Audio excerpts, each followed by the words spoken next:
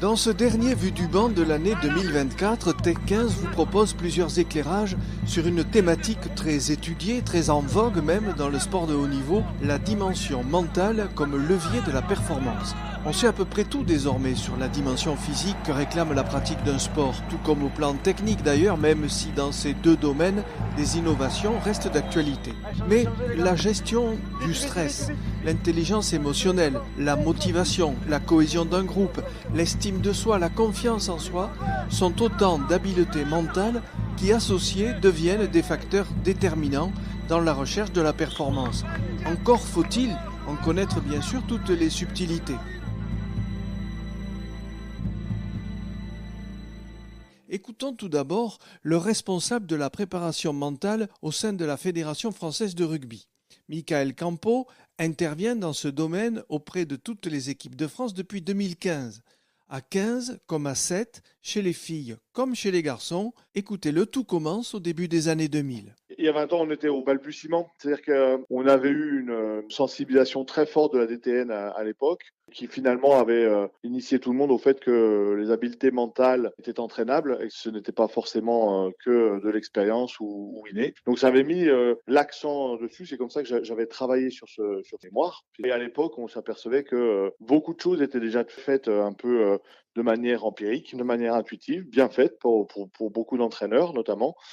Peu été développé au niveau de la préparation mentale comme on l'entend à l'heure actuelle, mais on voyait qu'il y avait un terreau qui était fertile. La prise de conscience, elle est claire, elle est nette, et l'idée pour nous, c'est d'arriver à homogénéiser tout ça pour que ça parte pas dans tous les sens finalement et qu'on garde une ligne directrice qui soit forte et surtout basée sur l'évidence scientifique. Tous ces entraîneurs là qui ont pris en compte cette dimension-là, qui l'ont intégrée finalement dans leur système de performance, ont été des acteurs majeurs dans la prise en compte de la dimension mentale comme facteur de performance. L'entraîneur premier préparateur mental de l'équipe et des joueurs, parce qu'en fait, il est reconnu l'effet prépondérant de la relation entraîneur-entraîné sur les états mentaux du joueur et du collectif. Et ce qui découle directement de ça, c'est le fait qu'il faille les former très clairement, c'est-à-dire qu'il faut absolument intégrer dans la formation de l'entraîneur des modules de formation en psychologie du sport et voire même arriver à former les entraîneurs dans ce domaine-là, non pas pour qu'ils deviennent des préparateurs mentaux, mais pour qu'ils puissent optimiser ce qu'ils font déjà de bien, mais qu'ils le fassent encore mieux avec quelques connaissances. Dès lors que la science a défini les contours de cette dimension mentale, il est resté bien entendu à former et accompagner les entraîneurs dans ce nouveau terrain d'entraînement. On a des modèles d'intervention qui s'adaptent aux besoins des entraîneurs. Et sur les équipes de France, que ce soit sur le 15 ou que ça a été sur le 7, on a plusieurs axes de travail. Un premier axe de travail, c'est l'accompagnement des joueurs dans leurs états mentaux notamment, c'est-à-dire essayer de les accompagner sur gérer au mieux leurs compétences émotionnelles et leurs états émotionnels. On a un travail sur le collectif au travers de practice qui est une gestion mentale de la compétition. Et puis, il y a un travail qui peut être fait aussi avec le staff sur l'accompagnement des staffs au gré de la compétition, au vu d'une préparation à la compétition. Donc, on a ces trois axes-là, le joueur, le groupe, l'équipe et le staff.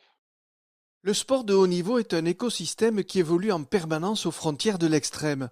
Le rugby à 7 est à ce titre un bel exemple. Jérôme Daré et son groupe ont apprivoisé pendant plusieurs saisons ce nouveau territoire afin d'être dans les meilleures conditions possibles avant d'aborder Paris 2024. Vivre les Jeux Olympiques, c'était toucher du doigt ce qui nous dépasse quelque part. C'est monter sur le toit de l'Olympe, c'est pas rien, c'est la plus grande compétition planétaire universelle. C'est quand vous rentrez dans cet univers-là, nous, on n'avait pas conscience, maintenant on l'a puisqu'on l'a vécu.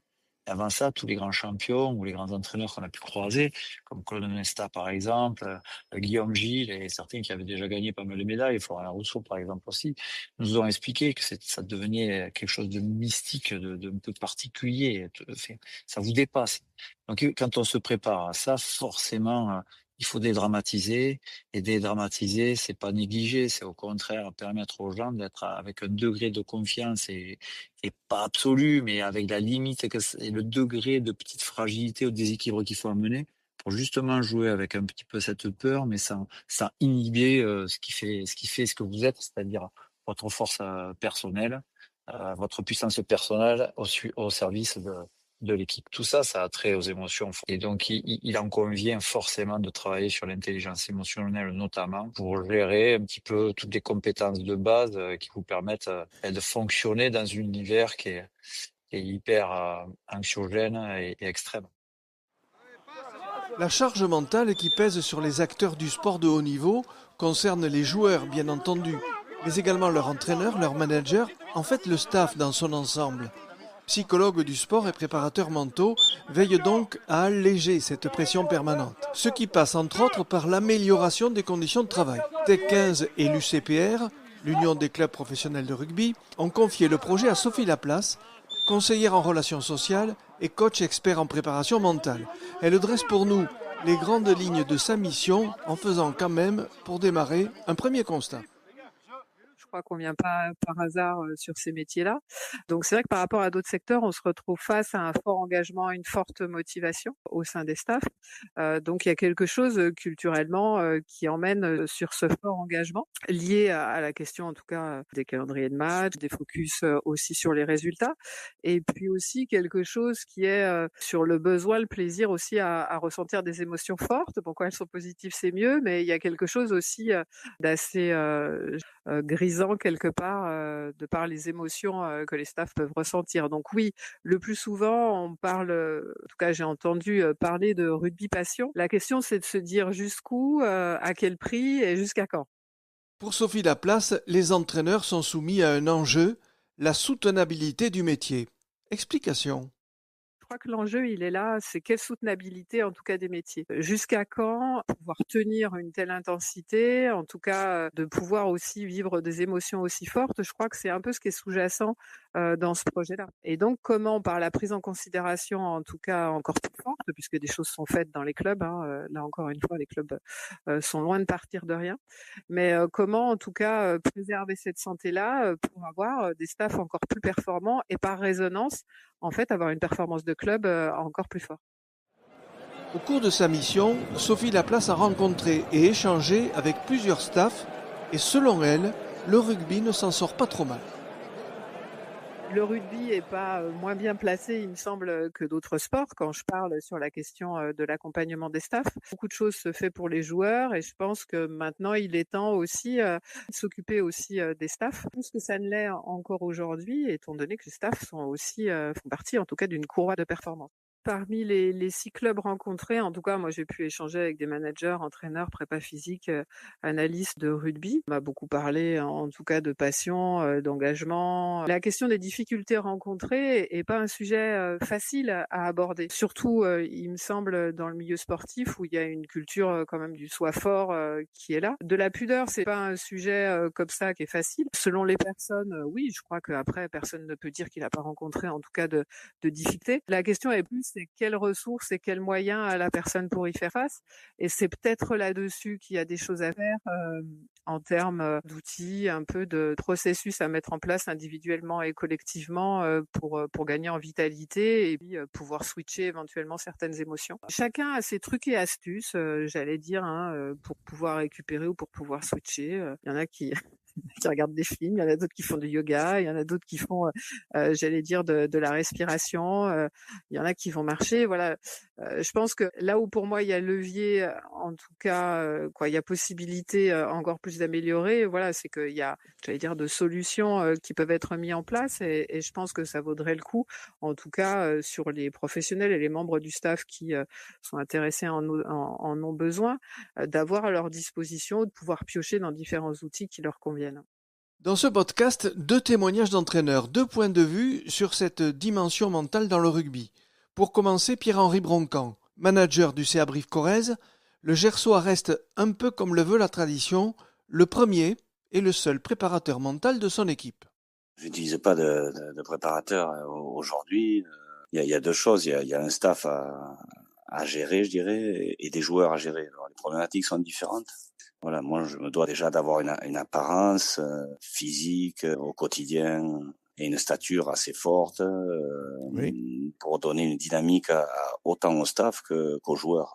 Voilà, si j'arrive, moi, la tête en bas, après notamment des mauvais résultats, ça va être compliqué. Ensuite, mon job aussi, c'est Et mon rôle essentiel là-dedans, c'est de trouver des solutions. Ce que je veux, c'est arriver, rencontrer mon staff et mes joueurs avec des solutions, ouvrir la porte et la discussion. Notamment, je répète, quand t'as pas de bons résultats ou quand t'es décevant sur la performance. Quand t'ouvres la porte, c'est également avoir eu une réflexion en amont et avoir des solutions en amont, une forte croyance dans ces solutions. Il y a la semaine d'entraînement, il y a le match. C'est deux choses différentes aussi, tu vois. Mais on construit quand même le match pendant la semaine, donc là aussi, il faut être capable sur les prises de parole notamment, de pas intervenir trop aussi, tu vois, parce que plus tu vas prendre la parole et moins tu vas être écouté à la fin.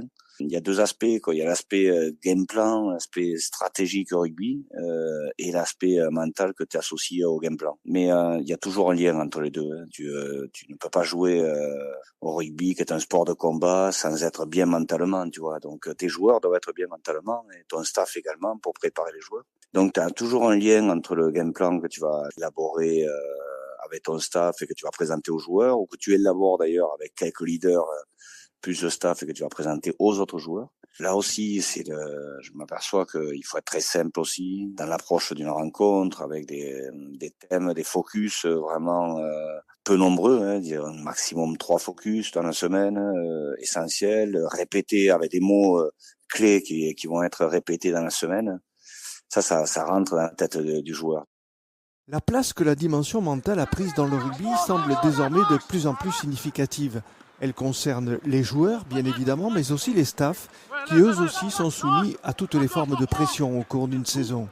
Laurent Labitte, directeur du rugby au Stade français, ex-membre du staff du 15 de France, en a pris conscience dès son arrivée dans le métier d'entraîneur. C'était il y a 25 ans à Montauban.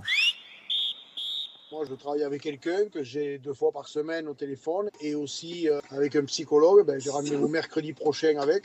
C'est, je crois, très difficile d'être très bon dans tous les domaines, ce qui est quasi impossible. Moi, je travaille avec un coach de coach, avec quelqu'un qui travaille dans les grandes entreprises avec des grands patrons, qui travaille avec des patrons de PME et qui travaille avec des coachs sportifs dans le basket, dans le foot, dans le hand et dans le rugby.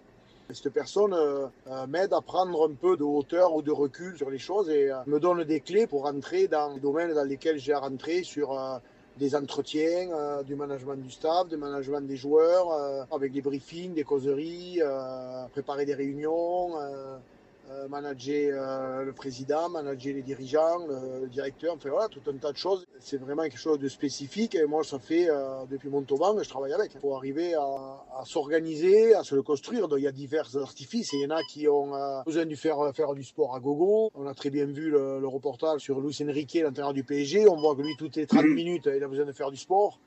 Il y en a qui vont faire du golf, il y en a qui vont faire des choses à côté. Il y en a qui construisent aussi ce qui est très important, je pense, pour nous, les managers, c'est d'avoir son staff médical, le check-up à faire régulièrement, de tous les examens, voir stéo, voir des personnes qui... que toutes les émotions qu'on stocke, il faut les sortir. Donc, tout ce stress, etc., que ça nous amène. On a tous une carapace, on fait croire que, mais on en bouffe un paquet. Donc tout ça, c'est important de se l'organiser. Et dans le football, comment les choses évoluent-elles ? On a posé la question à Chloé Le Prince, psychologue en charge depuis 2021 du centre de recherche de Clairefontaine.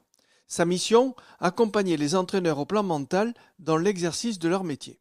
Les entraîneurs qu'on appelle souvent entre nous les grands oubliés de cette question de la santé mentale, question qu'on se pose beaucoup aujourd'hui dans le monde du sport, beaucoup pour les athlètes, mais on a parfois oublié de s'occuper d'eux, donc c'est au cœur de nos préoccupations. C'est une thématique sur laquelle on a travaillé ardemment parce qu'on est convaincus que les accompagner, eux, c'est accompagner le système dans son ensemble. On les étudie beaucoup, nos coachs, on les suit, ceux qui veulent participer à nos protocoles de recherche, on les suit, et on essaye de mieux comprendre ce qui se joue dans leur vie personnelle et professionnelle sur toutes ces questions de vitalité et de performance, mais aussi sur le plan pratique, c'est-à-dire qu'on monte des programmes d'accompagnement qui leur sont dédiés et qui leur permettent d'apprendre des nouvelles façons de fonctionner, d'acquérir de nouveaux outils, de nouvelles connaissances pour justement développer le plus possible leur santé, leur bien-être dans les contextes de performance qui sont les leurs. C'est un métier de passion, ils le disent souvent, mais moi j'aime bien leur rappeler que la passion, ça consume.